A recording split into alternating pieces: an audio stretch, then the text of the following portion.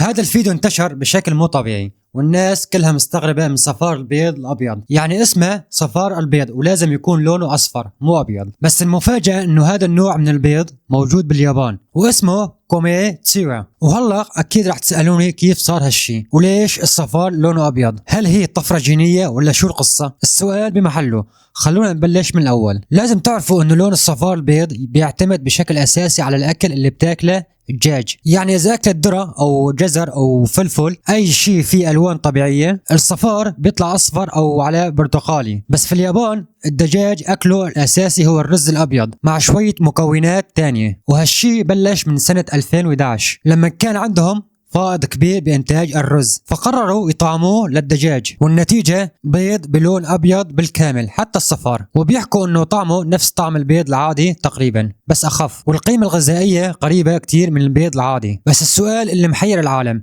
لو نزل هذا النوع من البيض عنا بتجربوه ولا مستحيل تاكلوا صفار لونه أبيض؟ اكتبوا لي رأيكم لأنه عن جد القصة غريبة.